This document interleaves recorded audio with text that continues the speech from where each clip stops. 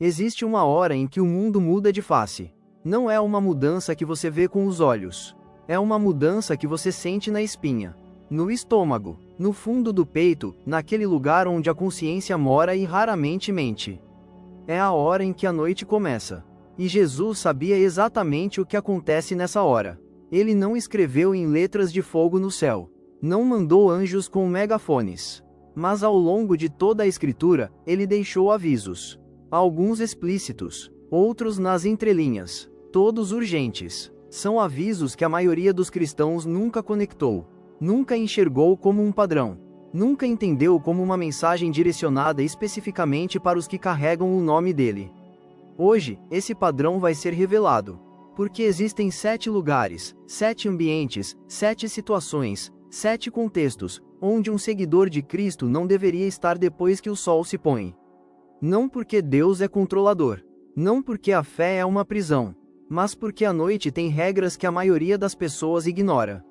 E pagar o preço de ignorar essas regras pode custar mais do que qualquer noite de diversão vale. Prepare-se, isso não vai ser confortável, mas vai ser verdadeiro. A noite na Bíblia, o que ela realmente representa. Antes de falar sobre os lugares, você precisa entender o que a noite significa nas Escrituras. Porque não estamos falando apenas de ausência de luz solar. Estamos falando de algo muito mais profundo. Desde o Gênesis, a luz e as trevas não são apenas fenômenos físicos. São estados espirituais, são territórios, são jurisdições. No primeiro capítulo do livro mais antigo da Bíblia, Deus separou a luz das trevas. Essa separação não foi estética. Foi uma declaração de domínio. Cada uma tem seu espaço. Cada uma tem seu tempo. E quando Jesus chegou ao mundo, ele disse algo que redefiniu tudo: eu sou a luz do mundo. Quem me segue não andará nas trevas, mas terá a luz da vida. João 8,12. Não andará nas trevas. Essa não é uma promessa passiva. É uma instrução ativa. É um chamado para que o seguidor de Cristo entenda onde está colocando os pés. O apóstolo Paulo foi ainda mais direto quando escreveu aos Tessalonicenses: todos vocês são filhos da luz e filhos do dia. Não somos da noite nem das trevas. 1 Tessalonicenses 5,5. Filhos do dia. Pense nisso. Você tem uma identidade. Você pertence a um território. E quando você cruza voluntariamente para o território oposto, especialmente de madrugada, especialmente em lugares que a noite transforma, você não está apenas fazendo escolhas pessoais. Você está entrando em jurisdição alheia sem proteção. E o inimigo conhece os endereços. Isso é o que você precisa carregar ao longo deste texto. Não é paranoia, é consciência espiritual. É o tipo de discernimento que separa quem sobrevive da noite de quem é devorado por ela. Agora, os 7 lugares. Lugar 1. A casa onde o desprazer de Deus é servido como entretenimento começa aqui. E começa de forma que vai incomodar mais gente do que qualquer outro ponto desta lista. Existe um tipo de reunião, um tipo de ambiente, um tipo de casa ou apartamento onde as pessoas se reúnem depois da meia-noite não para dormir, não para descansar, mas para consumir o que Deus claramente chamou de trevas. Não estamos falando só de festas com bebida. Estamos falando de algo mais específico, ambientes onde o conteúdo principal, seja em vídeo, seja em conversa, seja em comportamento, é aquilo que Deus abomina. Pornografia, violência gratuita como entretenimento, ocultismo apresentado como curiosidade, feitiçaria romantizada, zombaria de coisas sagradas. Esses são os cardápios noturnos de muitos lares que se apresentam como normais. E o cristão que entra nesse ambiente está fazendo algo que a Bíblia descreve de forma perturbadora. Não participeis das obras infrutíferas das trevas. Antes, porém, reprovai-as. Efésios 5,11. Reprovai-as. Não apenas evitem. Reprovem. Há uma diferença enorme entre ficar na casa de alguém que vive diferente de você e participar ativamente do que acontece ali dentro. Mas à noite, as fronteiras ficam borradas. A hora avançada cansa a resistência. O ambiente pressiona. E o que começou como uma visita inocente vira participação gradual. Jesus disse: ninguém pode servir a 2 senhores. Mateus 6,24. À noite, essa verdade fica mais nítida do que nunca. Quando você está numa sala onde o que está sendo consumido ofende o espírito que habita em você, o desconforto que sente não é frescura religiosa. É o Espírito Santo respondendo. É o radar espiritual disparando. O problema é que, depois de meia-noite, muitos cristãos aprenderam a desligar esse radar. E é exatamente isso que o inimigo espera. Lugar 2, o bar, a balada e o território do excesso. Vamos ser honestos aqui. Muita gente vai resistir a esse ponto. Vai pensar em argumentos. Vai lembrar que Jesus transformou água em vinho. Vai invocar liberdade cristã. Tudo bem, deixa a resistência vir, porque o que vem a seguir é mais forte do que ela. Não estamos debatendo se um cristão pode ou não tomar uma taça de vinho no jantar. Essa não é a questão. A questão é sobre um lugar específico, um ambiente específico, uma atmosfera que foi construída com um propósito específico: fazer as pessoas perderem o controle. O bar depois da meia-noite não é um restaurante que serve bebida. É uma máquina de desinibição. Tudo nele foi projetado para baixar defesas: a iluminação escura, a música no volume certo, o álcool fluindo, a multidão de pessoas também desinibidas. E o cristão que está ali, de madrugada, inevitavelmente enfrenta uma pressão que não é apenas social. É espiritual. Paulo escreveu: não vos embriagueis com vinho, em que há dissolução, mas enchei-vos do Espírito. Efésios 5,18. A palavra grega usada para dissolução, ali é azótia. Significa libertinagem, desperdício de si mesmo, destruição progressiva do caráter. E essa destruição não começa no fundo do copo. Ela começa no ambiente que te convida a chegar lá. Mas existe algo ainda mais profundo aqui. Algo que vai além do álcool. Os ambientes noturnos de excesso não são apenas fisicamente perigosos. Eles são espiritualmente porosos. A Bíblia fala sobre espíritos que operam em certas atmosferas. Não é fantasia medieval, é teologia real. Quando Salomão escreveu Provérbios, ele descreveu a mulher sedutora que espera na esquina à noite. Mas se você ler com atenção, o que ele está descrevendo não é apenas uma mulher. É um espírito, é um convite, é uma armadilha com forma humana. Pois muitos são os que ela prostrou e matou. Todos os seus mortos são poderosos. Provérbios 7,26. Todos os seus mortos são poderosos. Quer dizer que essa armadilha não pega os fracos e óbvios. Ela pega exatamente os que se acham fortes o suficiente para estar ali. O cristão que entra numa balada às 2 da manhã pensando: eu aguento, eu sou forte na fé, é exatamente o perfil descrito nesse versículo. A força não é proteção nesse território. A ausência é. Lugar 3, o ambiente de conselho ímpio na hora errada. Este é o mais silencioso de todos os 7 lugares. E talvez o mais perigoso exatamente por causa disso. Não tem música alta, não tem álcool, pode ser uma sala de estar, pode ser um carro parado, pode ser uma conversa por telefone às 3 da manhã. O perigo está em quem fala e no que é dito. A Bíblia começa o livro dos Salmos com uma declaração que parece simples, mas é devastadora na sua profundidade. Bem-aventurado o homem que não anda no conselho dos ímpios, nem se detém no caminho dos pecadores, nem se assenta na roda dos escarnecedores. Salmos 1,1. Há uma progressão ali. Primeiro você anda, depois você se detém, depois você se assenta. Esse é o padrão da influência noturna.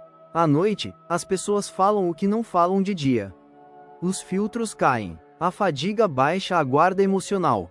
E o que você ouve depois da meia-noite, o conselho, as palavras, as perspectivas, penetra de forma diferente. Penetra mais fundo. Existe um tipo de amizade que funciona assim. De dia parece inofensiva. De noite, vai corroendo. Vai plantando dúvidas. Vai sugestionando que Deus é limitante. Que a fé é ingenuidade. Que você merece mais do que as restrições que sua crença impõe. Esse é o conselho ímpio. E ele não precisa vir de alguém que se autodeclara contra Deus. Às vezes vem do melhor amigo, do namorado ou namorada, do colega de trabalho que você respeita, da voz cansada que diz: relaxa, você exagera nas convicções. Jesus foi tentado à noite, em Getsemane, no momento de maior vulnerabilidade emocional de toda a sua existência terrena. E o que o inimigo tentou fazer não foi ataque frontal, foi conselho, foi sugestão, foi a pergunta não dita que sussurra: Tem certeza que precisa passar por isso? O cristão que está, de madrugada, absorvendo palavras de pessoas que não conhecem Deus está abrindo uma janela que dificilmente fecha antes do amanhecer. Palavras entram, e algumas não saem por muito tempo. Lugar 4. O quarto alheio e a intimidade fora do pacto. Este ponto vai doer. Mas precisa ser dito. Precisa ser dito com clareza, com amor e sem eufemismo. Existe um lugar onde incontáveis destinos cristãos foram desviados. Um lugar onde ministérios foram interrompidos antes de começar. Onde relacionamentos com Deus foram feridos de formas que levaram anos para sarar. Onde identidades foram confundidas, vergonhas foram instaladas e prisões espirituais foram construídas tijolo por tijolo. Esse lugar é o quarto alheio. A intimidade física fora do pacto do casamento. À noite. Não é coincidência que a maioria das decisões sexuais que as pessoas mais arrependeram na vida foram tomadas depois da meia-noite. A hora contribui para isso. O cansaço emocional contribui. A solidão contribui. O ambiente íntimo contribui. E o inimigo sabe disso melhor do que qualquer psicólogo. Paulo escreveu com uma clareza que não deixa espaço para interpretação criativa. Fujam da imoralidade sexual. Todos os outros pecados que uma pessoa comete são fora do corpo, mas quem peca sexualmente peca contra o próprio corpo. 1 Coríntios 6,18. Fujam. Não resistam. Não tentem administrar a situação. Não calculem até onde podem ir sem cruzar uma linha. Fujam. Há um episódio bíblico que ilustra isso com uma precisão dolorosa. José, no Egito, diante de Potifar. Ele não negociou com a tentação. Ele não ficou no quarto para conversar sobre limites. Ele saiu correndo. Literalmente. Ele deixou a roupa nas mãos dela e saiu correndo para fora. Gênesis 39,12. Deixou a roupa. Saiu correndo. Isso não é covardia. Isso é sabedoria espiritual de alto nível. O cristão que está, à noite, num quarto com alguém fora do pacto do casamento, numa situação que vai se tornando progressivamente mais íntima, não está apenas arriscando uma decisão ruim. Está entrando num território onde o custo espiritual é diferente de qualquer outro. A Bíblia diz que o corpo do cristão é templo do Espírito Santo. 1 Coríntios 6,19. Templo. Quando você leva esse templo para um lugar de imoralidade, algo acontece ali dentro que vai além do físico. Uma violação de santuário. Uma profanação de algo que deveria ser guardado. E o peso disso não aparece na manhã seguinte. Aparece anos depois, quando você está tentando construir algo de verdade e sente que algo está faltando. Um pedaço que ficou em algum quarto, numa noite que você preferia esquecer. Lugar 5. As rodas de ocultismo e práticas espirituais proibidas. Se você acha que ocultismo é coisa de filme de terror ou de gente que vive em castelos medievais, o que você vai ler agora vai mudar essa perspectiva completamente. O ocultismo moderno não usa capa preta e velas em catedrais sombrias na maioria das vezes. Ele usa aplicativos de tarô. Usa conteúdo de espiritualidade no Instagram. Usa sessões de autoconhecimento com médiums que se apresentam como terapeutas. Usa mesas de artes místicas em apartamentos decorados com estética minimalista.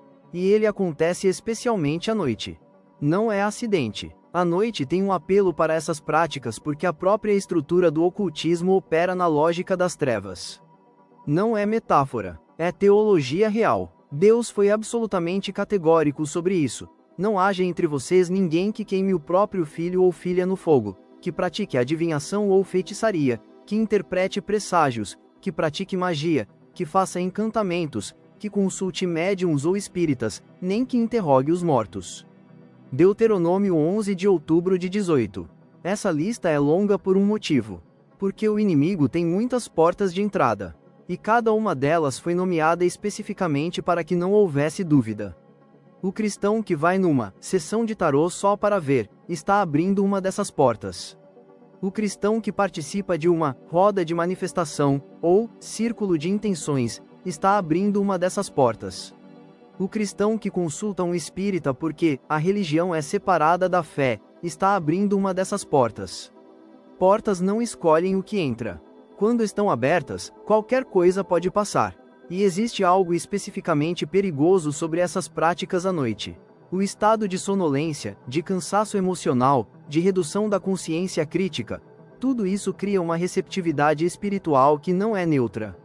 É uma receptividade que coloca a pessoa vulnerável diante de entidades que a Bíblia descreve como enganadoras desde a raiz. E não é de admirar, porque o próprio Satanás se disfarça em anjo de luz. 2 Coríntios 11,14. Anjo de luz. Ele não vem com chifres e rabo. Ele vem com sabedoria que parece profunda, com revelações que parecem espirituais, com experiências que parecem transformadoras. À noite, quando a guarda está baixa, quando a emoção está elevada, quando a busca por significado é mais intensa, ele aparece exatamente assim. E o cristão despreparado não percebe a diferença, até que é tarde demais para a noite em questão.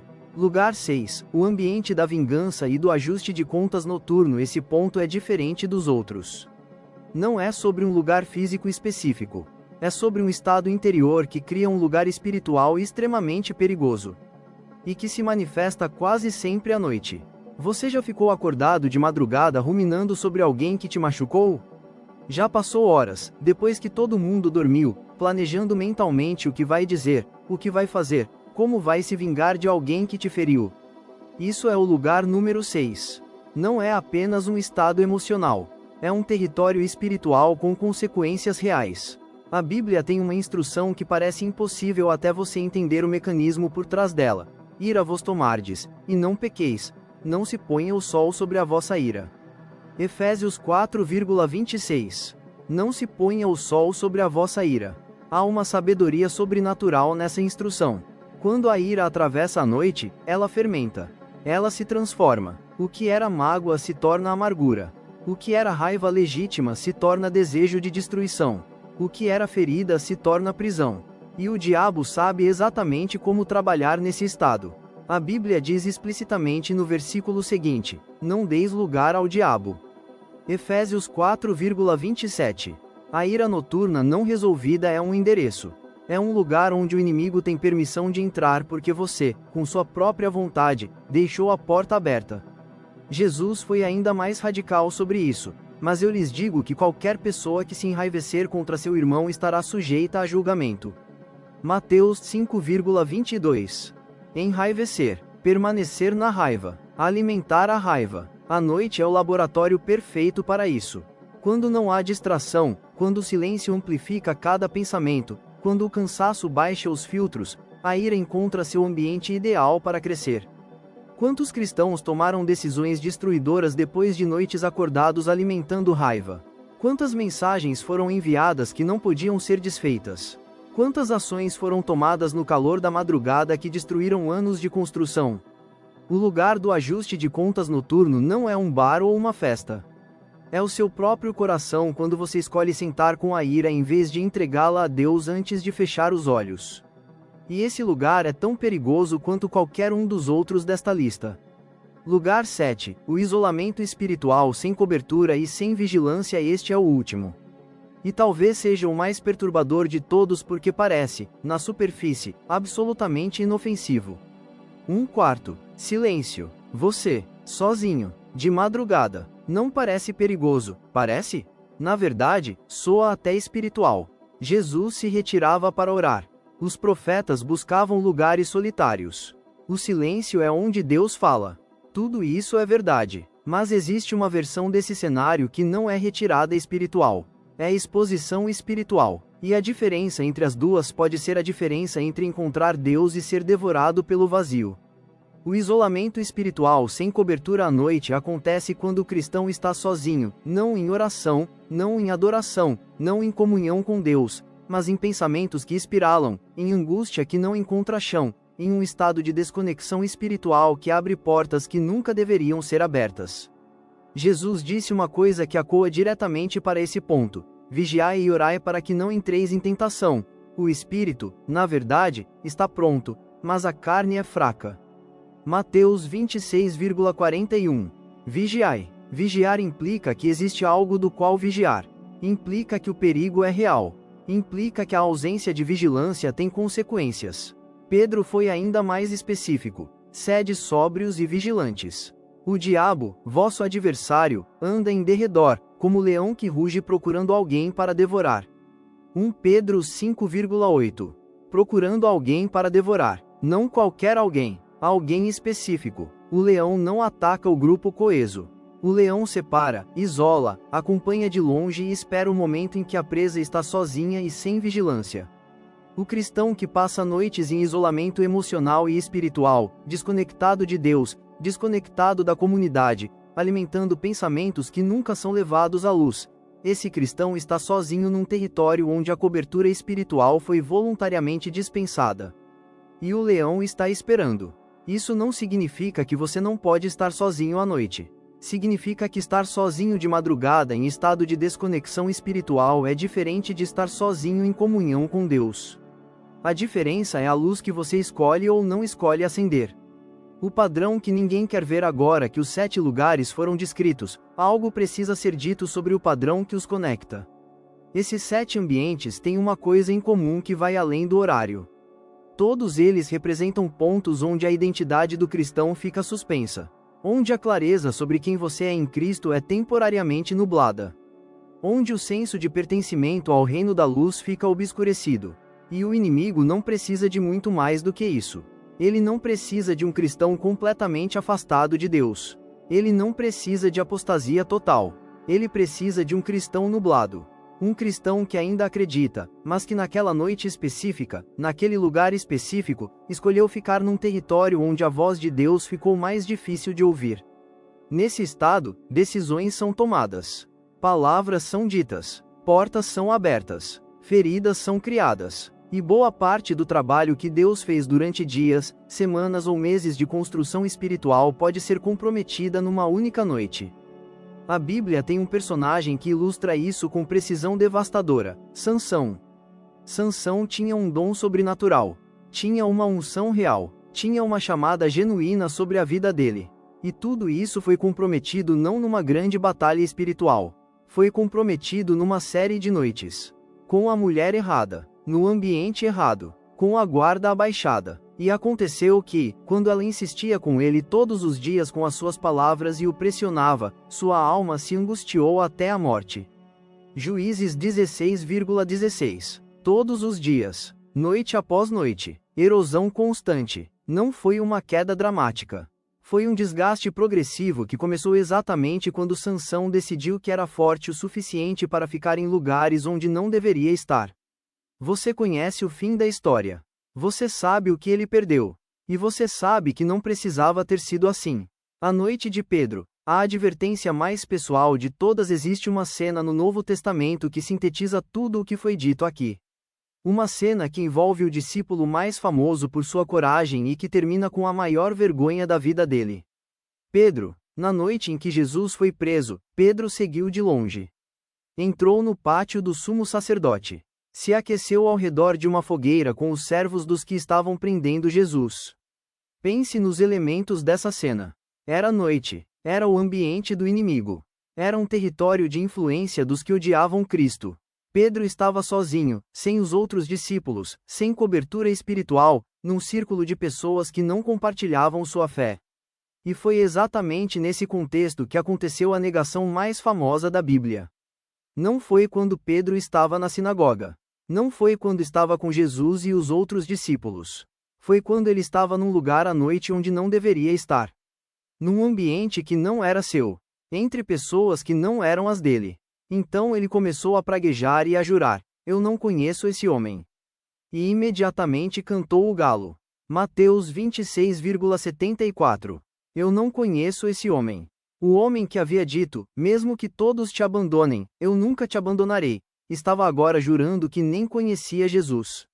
Numa única noite, no lugar errado, com as pessoas erradas. Isso não aconteceu por acaso. Isso aconteceu porque Pedro violou todos os princípios que estamos descrevendo aqui. Ele estava num ambiente noturno de influência contrária ao reino. Ele estava sozinho, sem cobertura. Ele estava recebendo conselho ímpio e implícito simplesmente por estar no meio daquelas pessoas. E Jesus havia advertido. Não daquela forma, não com essas palavras, mas o padrão estava nos ensinamentos dele desde o início. O que é perturbador na história de Pedro não é o pecado em si. É a velocidade com que aconteceu. É a facilidade com que o ambiente fez o trabalho. Pedro não planejou negar Jesus. Pedro não acordou naquela manhã pensando: hoje vou trair meu mestre. Pedro simplesmente foi para o lugar errado na hora errada e o ambiente fez o resto. O que Jesus fez com a noite, e o que ele quer que você faça aqui é onde a narrativa muda de tom. Porque até agora falamos sobre o que evitar. Agora precisamos falar sobre o que fazer. Jesus não fugiu da noite. Ele a redimiu. Enquanto o inimigo opera nas trevas, enquanto os lugares errados são frequentados na madrugada, Jesus escolheu alguns dos seus momentos mais intensos na intimidade com o Pai exatamente durante a noite. Depois de despedir a multidão, ele subiu ao monte, a sós, para orar. Caindo a noite, ele estava ali sozinho. Mateus 14,23. Caindo a noite, ele estava ali sozinho. Com o Pai. Jesus usava a noite para o que ela foi originalmente criada para ser antes da queda, um tempo de silêncio, de comunhão, de retirada do barulho do mundo para escutar a voz do céu. E ele nos chama para o mesmo. Isso significa que a resposta para os 7 lugares não é simplesmente, não vá. A resposta é, construa uma alternativa real. É criar um padrão noturno que reflita quem você é, que fortaleça sua identidade em Cristo em vez de nublá-la. Que use as horas silenciosas da noite para o que elas têm de melhor: intimidade com Deus, reflexão, descanso genuíno. O cristão que tem uma vida de oração noturna real raramente acaba nos 7 lugares desta lista. Não porque é perfeito, mas porque construiu um hábito alternativo que ocupa o espaço que o inimigo tentaria preencher com outra coisa. Quando Pedro negou Jesus, o texto diz que o olhar de Jesus se voltou para ele. Um olhar, em meio a tudo o que estava acontecendo. E Pedro saiu dali e chorou amargamente. Esse olhar foi o que começou a restauração. Você sabe o que Jesus fez com Pedro depois da ressurreição? Na beira do lago, de manhã? Ele restaurou, completamente, publicamente, com amor que não precisava de explicação. Isso é o que ele faz com cada cristão que entrou nos lugares errados e voltou. Mas o objetivo não é entrar e voltar. O objetivo é nunca precisar voltar. O aviso para a geração de hoje: existe algo específico sobre a era em que vivemos que torna esses 7 lugares mais acessíveis e mais perigosos do que em qualquer outra geração da história. A tecnologia. Os 7 lugares desta lista não requerem mais que você saia de casa. Eles estão no seu celular, na sua cama, às 3 da manhã quando você acha que está sozinho. O ambiente de conselho ímpio está no grupo do WhatsApp que não dorme. A pornografia e o entretenimento das trevas estão na tela que você segura enquanto todos ao seu redor dormem. As práticas de ocultismo estão no aplicativo que te promete respostas espirituais. A vingança e a amargura estão no histórico de mensagens que você fica relendo de madrugada. O inimigo não precisou modernizar suas táticas. Ele apenas encontrou novas formas de entregar os mesmos territórios. E a geração atual de cristãos enfrenta uma pressão que nenhuma geração anterior precisou administrar: o mundo nunca fecha. A noite nunca é realmente silenciosa porque a tela nunca apaga. Paulo escreveu para uma geração sem internet, sem celular, sem redes sociais. E ainda assim o aviso permanece com peso total: não vos conformeis com este século, mas transformai-vos pela renovação da vossa mente. Romanos 12,2. Transformai-vos. Isso é um processo. Não acontece numa noite, mas também pode ser desfeito numa noite. A renovação da mente é exatamente o oposto do que os 7 lugares oferecem. Enquanto eles embotam, confundem e corrompem o pensamento, a transformação bíblica afina, clarifica e fortalece. E ela precisa ser cultivada com a mesma intensidade com que o inimigo cultiva seus ambientes. Histórias que a Bíblia conta com sangue. Não existe uma lista bíblica dos 7 lugares noturnos proibidos.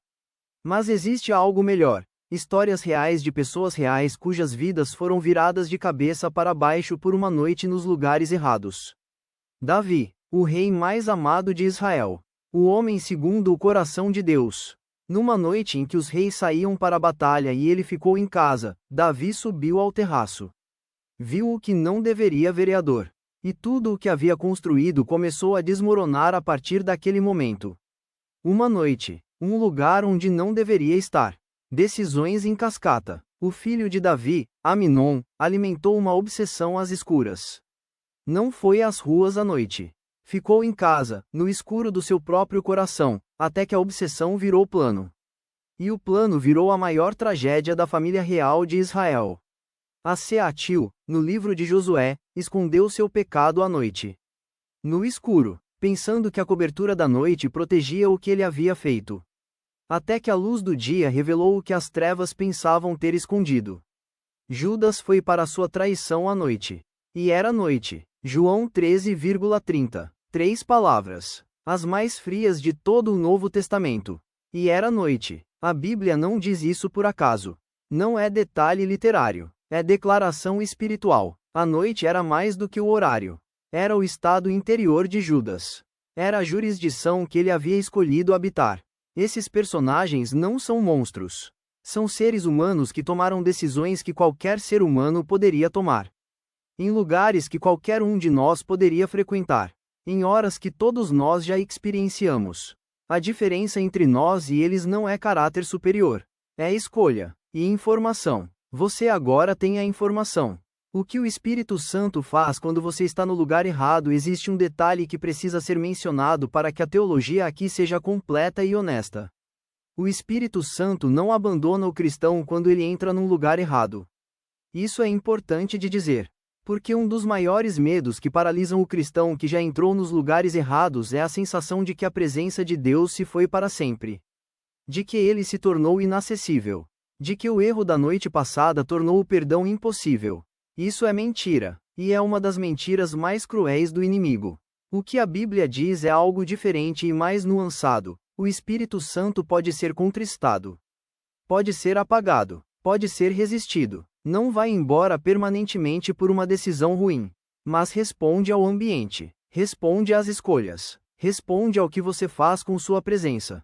E não entristeçais o Espírito Santo de Deus, com o qual fostes selados para o dia da redenção. Efésios 4,30. Selados. Permanentemente identificados como pertencentes a Deus. Mas também, não o entristeçais. Não o constranjais. Não o silencieis com as suas escolhas.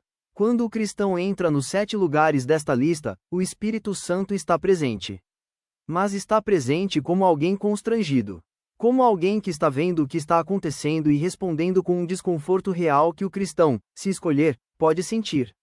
Esse desconforto não é ansiedade religiosa. É a voz mais gentil do universo tentando dizer: você não pertence aqui. Ouvir essa voz é um privilégio que nem todos têm. E ignorá-la repetidamente tem consequências progressivas. A questão que você precisa se fazer chegando perto do fim desta mensagem, existe uma pergunta que precisa ser feita. Uma pergunta que não é de acusação. É de diagnóstico. De qual desses 7 lugares você precisa sair? Não necessariamente um lugar físico. Talvez um hábito, um relacionamento, um padrão noturno, uma prática, um ambiente mental que você visita depois da meia-noite quando todo mundo dormiu. Essa pergunta não é feita para condenar. É feita porque a condenação não liberta ninguém. A consciência liberta. E você só pode fazer algo diferente quando para de fingir que o que está fazendo não tem consequências. A graça de Deus é real. O perdão é completo. A restauração é possível. Mas graça não é uma rede que está sempre embaixo de qualquer salto. Graça é o caminho que foi aberto para que você não precise saltar. Jesus não morreu para que você tivesse permissão de frequentar os territórios das trevas de madrugada. Jesus morreu para que você não precisasse mais deles. Para que o vazio que esses lugares prometem preencher fosse genuinamente preenchido por algo que não tem hora de fechar e não te deixa vazio ao amanhecer. A virada, o que vem depois da escuridão. Existe uma última cena bíblica que precisa encerrar esta mensagem. É de madrugada. Ainda está escuro. Mas uma mulher caminha em direção a um túmulo. Maria Madalena. Ela não sabe ainda que o que vai encontrar vai mudar tudo. Ela caminha no escuro com dor no peito, com esperança quase morta, com um propósito que parece pequeno diante da enormidade da perda. No primeiro dia da semana, Maria Madalena foi ao túmulo, de madrugada, quando ainda estava escuro. João 20,1. Quando ainda estava escuro, ela foi ao lugar certo na hora mais escura. Não porque era seguro, não porque era confortável, mas porque havia algo ali que ela precisava encontrar. E o que ela encontrou foi o vazio mais glorioso da história humana: o túmulo vazio. A morte derrotada. A noite mais longa que o mundo já viveu terminando de uma forma que ninguém havia previsto. Isso é o que acontece quando o cristão navega a escuridão no lugar certo, com o coração certo, com os olhos na direção certa. A noite não é inimiga do cristão quando o cristão permanece em Cristo durante ela. A noite pode ser o espaço onde a maior revelação da sua vida acontece. Pode ser onde Deus fala de uma forma que o barulho do dia nunca permitiria. A questão é sempre: em qual lugar da noite você está? Conclusão: 7 lugares, uma escolha. Revisamos juntos 7 lugares que nenhum cristão deveria estar depois que a noite começa. A casa onde o desprazer de Deus é servido como entretenimento. O ambiente do excesso e da desinibição projetada. O círculo de conselho ímpio nas horas silenciosas. O quarto alheio e a intimidade fora do pacto. As rodas de ocultismo e práticas espirituais proibidas. O lugar da vingança e da amargura que fermenta na madrugada. O isolamento espiritual sem vigilância e sem cobertura. 7 lugares. Um padrão. Uma escolha que se repete toda vez que a noite começa. Essa escolha não é simples. Nunca foi simples. O inimigo não torna esses lugares obviamente perigosos. Se fossem óbvios, ninguém entraria. Ele os torna atraentes, confortantes, razoáveis, até necessários, às vezes. Mas Jesus viu através disso tudo. Ele sabia da casa do Pai quando tinha 12 anos. Sabia do deserto quando foi tentado. Sabia de Getsêmani quando foi traído. Sabia da cruz quando morreu. E ressuscitou, não para que a noite nunca mais existisse, mas para que você jamais precisasse enfrentá-la desarmado. Você tem uma identidade que nenhum ambiente noturno pode permanentemente apagar. Você tem um nome escrito onde nenhuma madrugada alcança. Você tem um chamado que começa a florescer no momento em que você decide que os 7 lugares desta lista não são mais destinos para você.